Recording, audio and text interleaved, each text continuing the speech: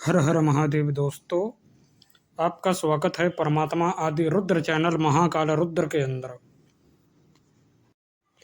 तो दोस्तों, आज हम बात करने वाले हैं घंटाकर्ण महावीर के बारे में, जो भगवान शिव के परम भक्त हैं, जिनको जैन दिगंबर के अंदर रक्षक पाल के रूप में पूजा जाता है। मैं विस्तृत से आपको बताता हूँ। तो श्रीमद् भागवत महापुराण के श्लोक नंबर 82-83 में जो कथा आती है, वो क्या कथा आती है, तो ध्यान से आप सुनिएगा। तो भागवत महापुराण में कथा आती है कि एक असुर था, जो द्विज कुल में एक असुर पैदा हुआ। यानी असुरों में भी कुल होते हैं, उसमें एक द्विज कुल था, उसमें भी असुर पैदा हुआ। वो असुर भगवान शिव का परम भक्त था। वो असुर डेली भगवान शिव की पूजा करता, डेली भगवान शिव को जल से नहलाता और शिव भगवान का ही नाम करने से सुनता, शिव जी का नाम ही स्मरण करता। और कोई देवता का नाम आता तो उसने कान में घंटा बांध रखे, तब घंटा टनटनाता था, उस कान में उसके घंटे होने से उसका नाम पड़ा घंटाकर्ण। तो उसको हम घंटाकर्ण कहते हैं। अब हम बात करते हैं जैन दिगंबर में, श्री जैनियों में उनको क्या कहा जाता है, इसके ऊपर हम बाद में बात करते हैं। तो आप ध्यान से सुनिएगा, तो आप बहुत ध्यान से सुनिएगा। तो जब भी कोई दूसरे देवता का नाम आता, उसने कान में घंटे बांध रखे थे, वो अपने कान हिलाता, घंटे टन बोलते, तो उस कानों में उसके घंटे होने की वजह से उसका जो नाम है घंटाकर्ण पड़ा। एक दिन घंटाकर्ण युद्ध के ओर चले गए, युद्ध की ओर गए, तब बीच में उनको नारद जी विचरण, घंटाकर्ण असुर को नारद मिल गए। तो नारद ने, जैसे नारायण नारायण बोलते थे नारद जी, तो उनने नारायण अब कहा। नारायण का तो घंटाकर्ण ने फिर अपने कर्ण हिला दिए, तो नारायण नारायण शब्द नहीं सुना। जब शिव शिव शब्द को सुनते थे, रुद्र रुद्र शब्द को, घंटाकर्ण यानी भगवान शिव के परम भक्त श्री घंटाकर्ण, जो द्विज असुर कुल में पैदा हुए, वो शिव जी का ही स्मरण करते थे, शिव जी का ही नाम लेते थे, और शिव जी का ही जो नाम है उसी को ही कर्ण में धारण करते थे। अन्यथा कोई और देवता का नाम आता, वो घंटा कर्ण अपने कान से वो घंटे हिलाना शुरू कर देते। एक दिन शिव मंदिर में पूजा करते करते घंटा कर्ण को रात्रि का वक्त हो गया। रात्रि का वक्त हो गया, वे शिकार की ओर गए, और जो मांस जो शिकार में लाते, वही मांस भोग में भगवान शिव को भी देते। भगवानम केवलम भावम इति क्रेधम तिता हद्दु भक्तः।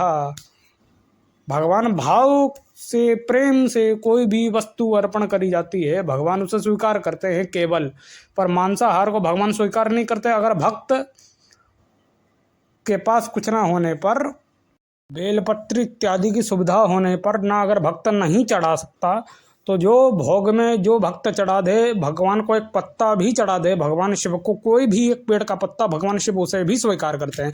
उसी प्रकार घंटाकर्ण, जिसको पूजा करने का, कर्म कांड करने का ढंग नहीं मालूम था, जो भक्ति की तरह था, वो भक्ति में रहता था, तो शिकार का जो मांस लाया, भगवान शिव को अर्पण कर दिया। भगवान शिव उसकी इतनी परम भक्ति को देखकर, इतनी निष्ठा भक्ति को देखकर प्रसन्न हो गए, भगवान शिव प्रकट हुए, और भगवान शिव ने उसको शिवलोक की ओर भगवान शिव ले गए, उसको अपना गढ़ बना दिया। अब यही घंटा जो कर्ण है, वो जैन धर्म में पार्षद जो नाथ हैं, महावीर स्वामी हैं, श्री ऋषभदेव हैं, और ऋषभदेव के बाद श्री 24 तीर्थंकर हैं। उन तीर्थंकरों के रक्षक हैं। वो कैसे हैं? तो एक बार महावीर जी की कथा को, यानी वो अपने बचपन में सुनी तो होगी महावीर जी के विषय में। अब हम चलते हैं जैन आगम के अंदर, आदि पुराण के अंदर। तो ऋषभदेव जो भगवान विष्णु के अवतार हैं, जिनका वर्णन भी आता है भागवत महापुराण में, यत्तो ऋषभो देवो यद्वम विष्णु यस्य रूपा यत्र मुनिव्रते 24 अवतार कृते यध्वम मध्ये यत् ऋषभदेवः। और जो नेमिनाथ है जो भगवान कृष्ण के भाई हैं वो किनके अवतार है? वो भगवान शिव के अवतार है। नेमिनाथो गतो रुद्रम रूपिणाभ्याम यतो तथा, ये लिंग पुराण के अंदर। अब हम जाते हैं श्री घंटाकर्ण महावीर के विषय में। जैन धर्म के रक्षक बाल कैसे हैं? तो एक बार ऋषभदेव जब तपस्या कर रहे थे, घोर भयंकर सिंहनाद इत्यादि, जब अपने घर बार बाहुबली और भरत को, अपने पुत्र को राज्य देकर, जब वट वृक्ष के नीचे श्री ऋषभदेव तपस्या कर रहे थे, जब उस तपस्या के मध्य में ही एक असुर, जो एक दुष्ट असुर था, उसने सिंह का रूप बनाया और ऋषभदेव के ऊपर प्रहार, श्री भगवंत ऋषभदेव के ऊपर प्रहार करने का पहुंच पड़ा। जब वे प्रहार करने का पहुंच पड़ा तो एक हाथ में त्रिशूल वाला बाण लिए और एक हाथ में धनुष लिए, कानों में घंटा जिनके टंड टंड बाज रहा था, एक मुकुट धारण करे हुए और सुंदर आभूषण पहने हुए वो घंटाकर्ण प्रकट हो गए। उन घंटाकर्ण ने क्रुद्ध में 6 के 6 बाण चलाकर उस सिंह को वहीं पर धराशायी कर दिया। अब फिर ऋषभदेव भगवान की जब नेत्र खुले तब सिंह के स्वरूप में उस असुर को मरा देखा। तो उनकी जब नज़र घंटाकर्ण के ऊपर गई तो कहा, हे शिवलोकम यतुर्गामी यतो कौम रुद्रम गणाधीशो यता रुद्रम यतो गणाः यद्वत्तेयं कृतो, माफ करिएगा, रुद्रम यतो गणाः तेयं कृतो त्रिरुघंटाकर्णे अद्वं त्रेदुप्रतं प्रसन्नाश्चि यतो तम ऋषभदेवो मुनीश्वरः। तो ऋषभदेव ने देखा और ऋषभदेव ने कहा, हे घंटाकर्ण शिवलोकगामी, तुम ने मेरी रक्षा करी, मैं तुमसे प्रसन्न हूँ। अहम ते अहम ऋषभदेव विष्णु यस्व अवतारण चैव, ये भागवत के अंदर है। तो